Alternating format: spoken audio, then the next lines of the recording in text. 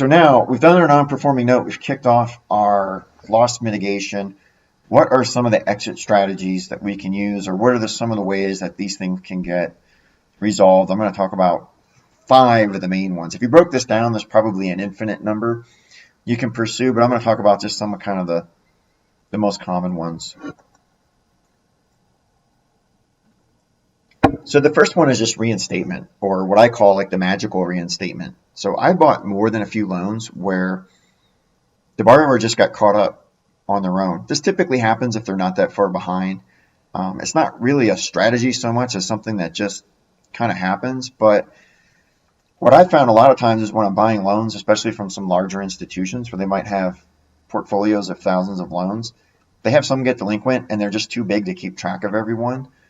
So sometimes when you do that initial borrower outreach and loss mitigation, they see someone's paying attention and they reinstate. This is like a home run outcome. This is the best case.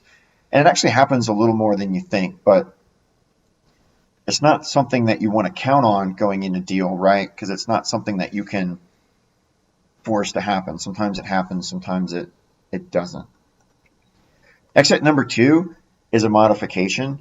So, and this is more of my go-to strategy for non-performing notes. This is where there's some borrower outreach done to see what's going on, determine if they want to stay in the home or not. If they do, usually put in some kind of forbearance agreement with trial payment plan. And I had a previous podcast where I did a deep dive on how those work. I think it was 42 or 43, but you can go back and check that out if you want more of the details on how those work. But this is where we're working with the borrower to come up with some agreement where they're going to get back on track, demonstrate that they can pay reliably, and then we're going to do some modification to the loan so it's now a current loan instead of a delinquent one.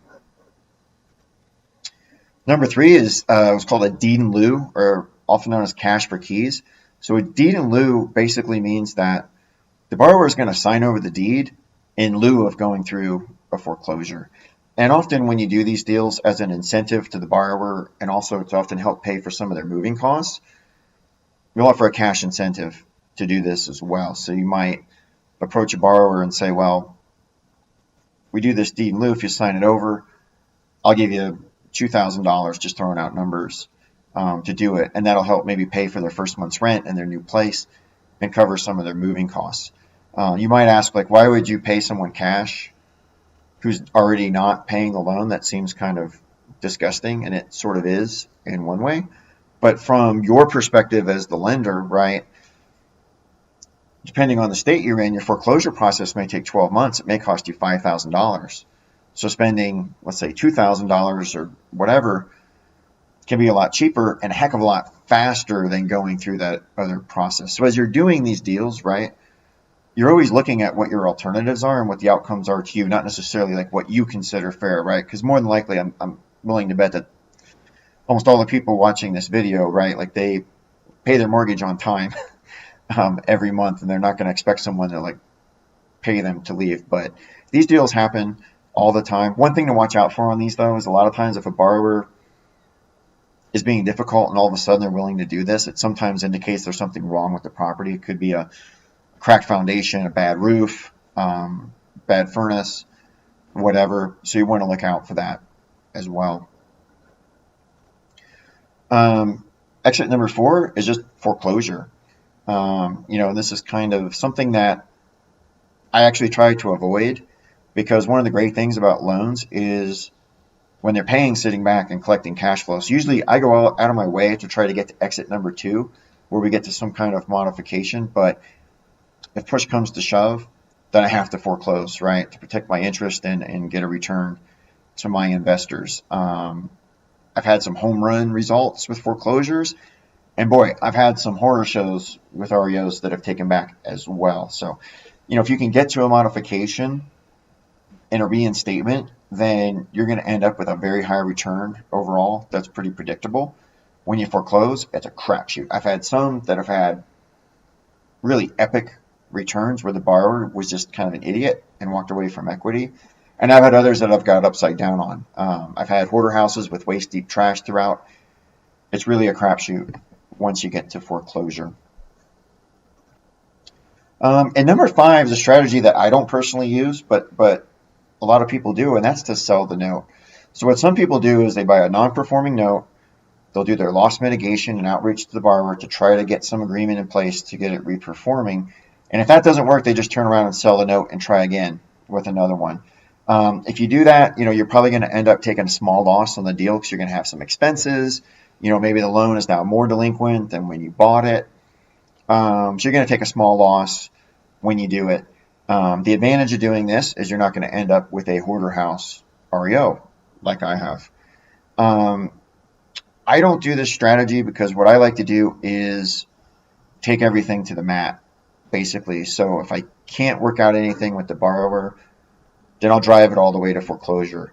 And the reason I like to do that is, number one, it enforces some discipline on myself when I'm in the buying process, right? So I don't want to buy anything that I'm not willing to own. It's a good forcing function to keep me away from stretching into some sketchy deals here and there. The other thing that happens a lot is some borrowers, I've had several borrowers who I could not get to make a $300 or $400 monthly payment to save their life. When you got to the end of foreclosure, all of a sudden they cough up $5,000, $6,000, have even had $7,000 to fully reinstate the loan. There are some borrowers who,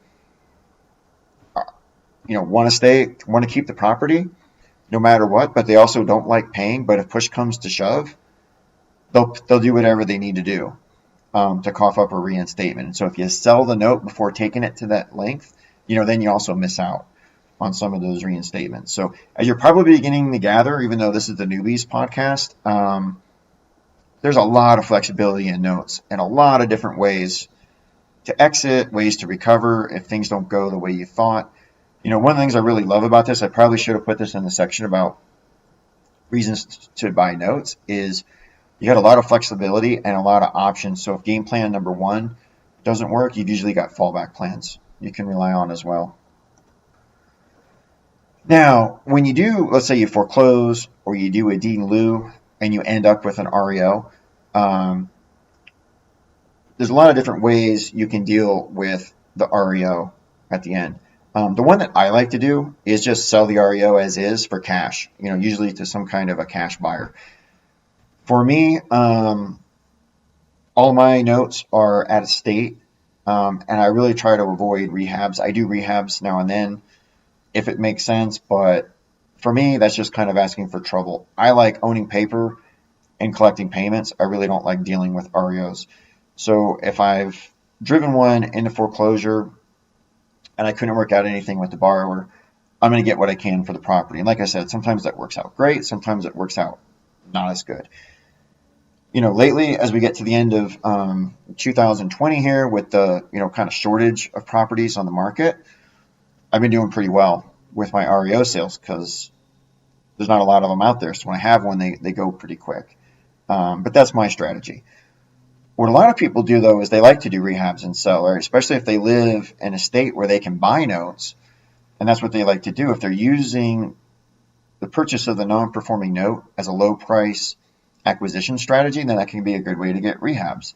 So some people will do foreclosures to get a property that they can rehab and then resell for something closer to the ARV. Or some people like to turn them into rentals. Some people like to turn them into rentals and then sell them as a turnkey rental, because if you do that, now your market for selling that property is not just the local area, it's actually kind of nationwide. And then what a lot of people like to do are create new notes, right? So you can put a new borrower in there and do seller finance. I've done this one a little bit myself. It's a strategy that I like as well. So lots of different ways to deal with REOs depending on what your intention was.